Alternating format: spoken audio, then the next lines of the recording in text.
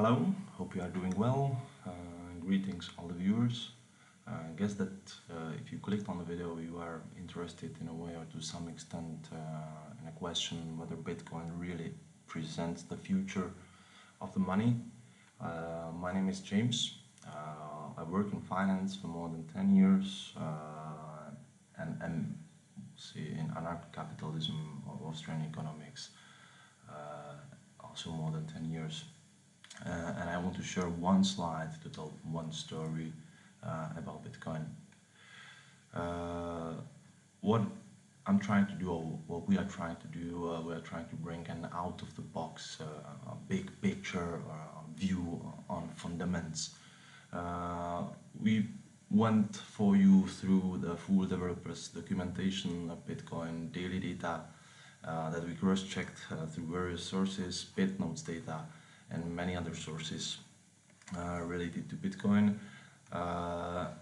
We have a fair theoretical background and performed the fair work for 3 months. So what we are sharing with you is, let's say, one of the outputs that arised as a consequence of more than 3 months of full-time engagement of 3 economists, financial analysts. To be honest, we are negative on Bitcoin. This is what we want to share with you, and to be really honest, we are convinced that Bitcoin is going to bankrupt till 2020. Who are we? We are a non-profit organization registered under Czech law, 3 economists. We are transparency-based, and we are not primarily focused against Bitcoin or crypto market. That's not needed. We are working on alternatives. And to make it really clear, if anyone of you viewers know the laissez-faire, laissez-passer economic doctrine, then we can say that we follow in an evolutionary way, follow this doctrine, and we would have a saying, do the will and let the boots handle it. And to have it really clear, let's summon 2 sound economists, Adam Smith and Mario Rothbard, to demonstrate to you what is our way of economics. So we are on this side, not on that side. So we are for no-marchy, not anarchy, for revolution, not revolution, for moral, not ethics, contemplation, not aggressiveness, an invisible hand, and not an inexplicable market. Okay, let's have a look on the analysis output. And we will stay on this one slide. It will be really easy. I will be showing 2 charts, just 2 charts. The market capitalization in US dollars, millions, and the Bitcoin unit price. Sources. This is what I'm going to show you on these 2 annual charts are data that are derived from our analysis of, say, daily data and many other sources. And we want to tell story through these 2 charts. So you see zeros here. These are not exact and precise numbers. However, these are the numbers that are telling the right story. So let's go for it. So here on the left side, you see the market capitalization. That's a chart or number that basically tells us if there is 1, then we can say in 2010 there was 1 million US dollars in the whole Bitcoin. And here you see the big pump. Okay, so let's have a focus on the second chart, where is the unit price. It was 000 in kilos of US dollars. Here it was 1,000, here it was 20, and now we are at 710. Okay, so now here you see some notes, and these notes I will go through and will tell the story as it is. Why is the story that much fascinating? It's because of this, what happened in 2017, where the market capitalization suddenly boosted by 240 billions of US dollars. and then it shrank again by 134 billion dollars. Many people here lost money. Many people here came to this view. Okay, what happened in 2011? You can see here that 2010 was nothing, 2009 it was nothing, and suddenly there's 80 times more in like real money in Bitcoin than it was in 2010, and 50 multiple price. Here the price was stabilized around five US dollar. 2012, the Silk Road market was open, was functioning. That's this is a real business. Doubling the market capitalization and doubling the price. That's a real business effect of Silk Road market. 2013, two things happened from the point of view of our story. First is well, it was in time, it was other ways around. But first, what we want to say is this fraud when the price was lifted by a fraud proven by Mr. Gandalf, Hemrick, Moore, and Obermann in the Journal of Monetary Economics.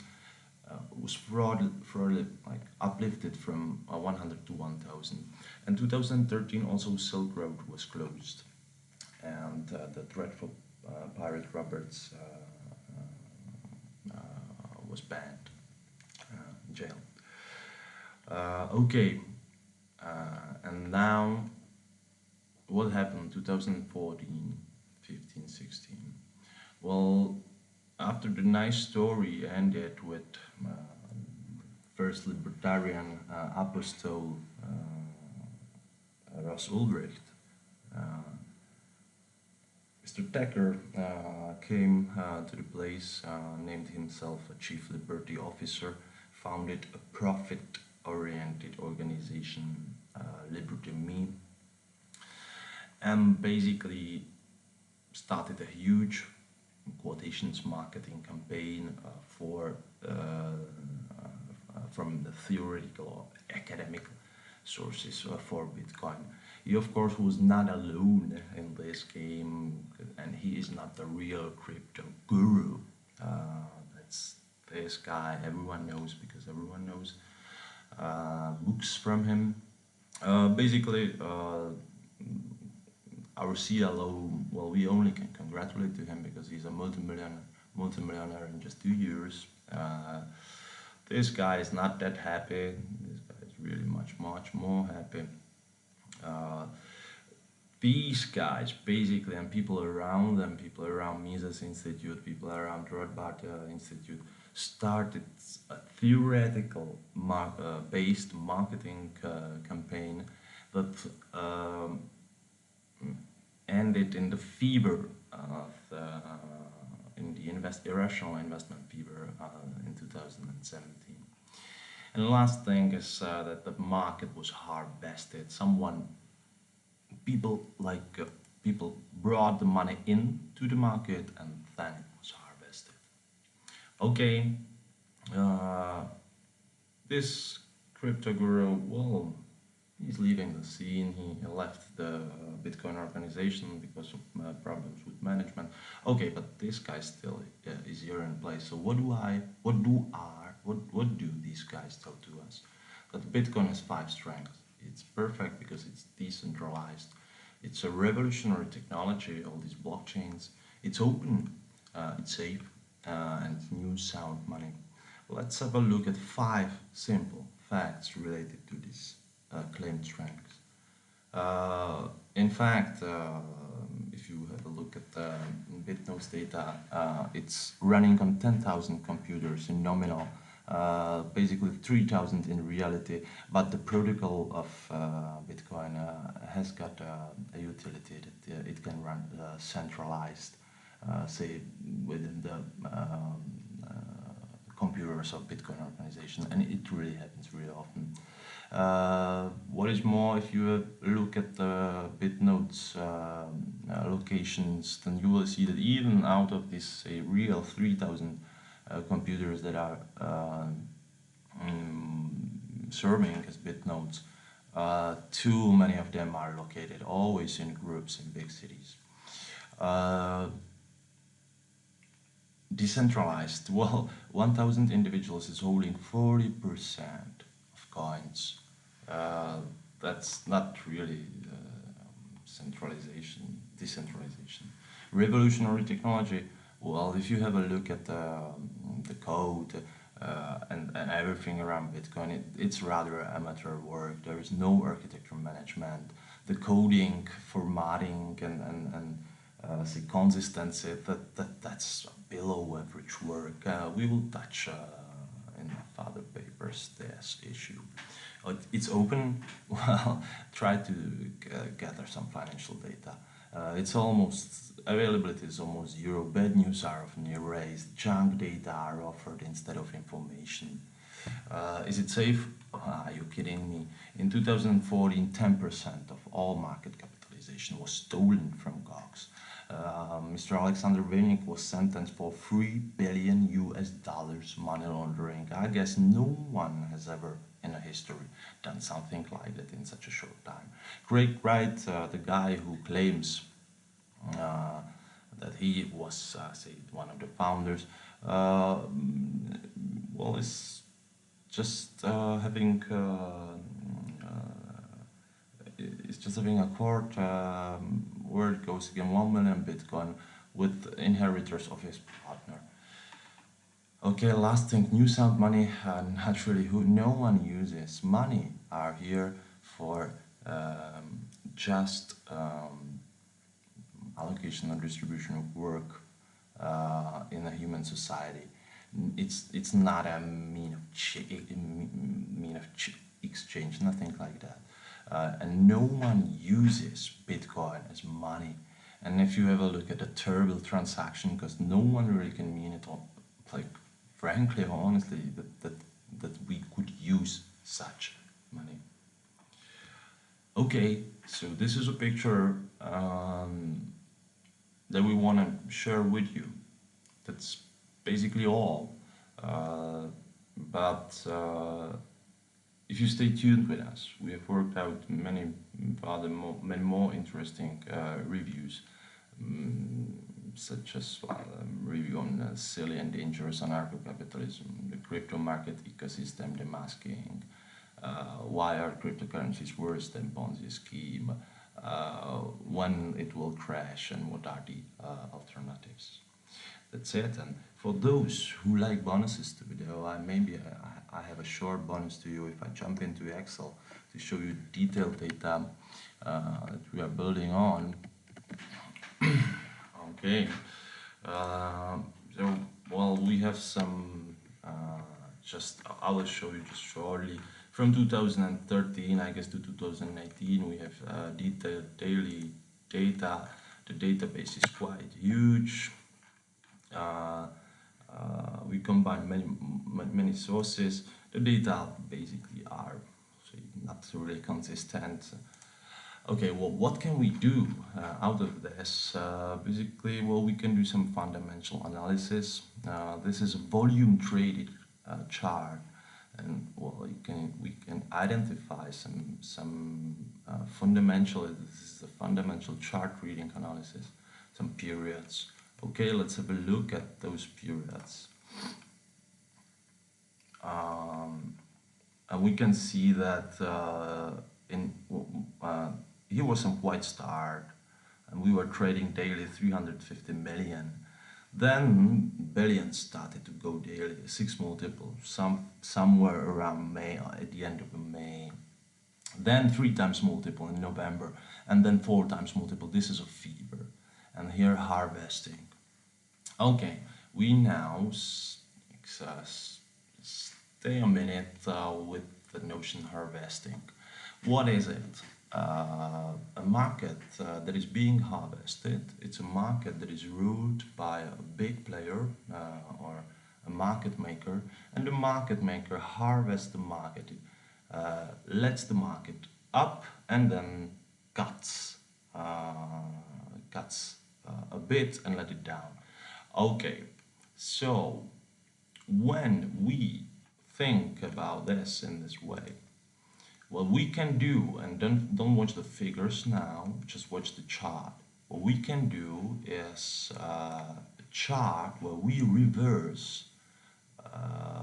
those volumes that were traded in days where uh, the market was bleeding, so the close price was lower than the open price. These are the black ones, and growing days. So what you can see here is like you see the harvest through the whole year. This is from 2017 January to say end of February. You see, we grow, we harvest, we grow, we harvest, we grow, we harvest, we grow, we harvest, we grow, we harvest, we grow, we harvest, we grow, we harvest. And here you see a tremendous growth and some harvest. Okay, we will have a look at the detail, but yeah, let's have a look at the detail first. So what do we have here? You say by months, and we are watching, I'll make it a bit bigger. And we are watching volume traded with, these are this was a day when the price was growing, this was a day when the price was falling. So volume traded in a month. In the same month, the close price development and the volatility as a relative volatility as a spread of between minimum and maximum price.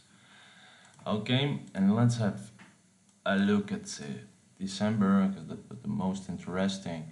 And what you can see here, like this was the 1st of December when nearly 7 billion US dollars was traded a day, and we were trading for nearly 11,000 US dollars. And here you see this was a buying market, and you can see that we have volumes with growing price, growing volume, growing price, and this is the fever market. And here you see the first cut, yeah, here, then some stabilization, and here you see the real cut, which took place from 18th to 22 of December, and with growing volatility. What conclusions to draw out of it? This is, say, a tool where we work with daily data, and you can draw many conclusions. I will show you one before I end this bonus. Yes, we tried to estimate how much was harvested, because people lost money during this fever. No one is really earning, trust me. People lost money, so we tried to estimate how much was lost and how we did it. Let's focus on this table. That's total traded volume per period was $1.5 trillion, and well, we focused on this picture. Basically, we were looking for days when the close price was lower than open, and then like 2 consecutive days. But this was the first criteria to us. Close price is lower than open. Okay, what we I want to now hide this. Sorry, because we don't need it. Okay, so if we look at those days where the close was lower than open, so the market was bleeding, then out of and we have these phases that we defined previously. There's Quiet Start, Billions Daily, All the Show, and Harvesting. Okay, so 22 out of 63 billions was traded in days where the market was bleeding. 9 out of 63 was traded when the market was bleeding the second day in a row. And then we came and now watched the numbers, because this is a number you want to know how much was lost in real people, retail money. Uh, this is our calculation. It was 46 billions of US dollars that was harvested from this market. We have some approximation here and some assumptions that are based on our experiences with the FX markets. This is a question about this disputable number. However, this is it's at least this, and this was lost within just 14 months. So real people lost 46 billion US dollars. Someone gained them. We want to talk. We don't want to talk now. Who? And how much was it for one wallet? It was nearly 2,000 US dollars. Okay, I guess I will stop it. I will stop it now. So this was as a bonus. Hope you enjoyed the video.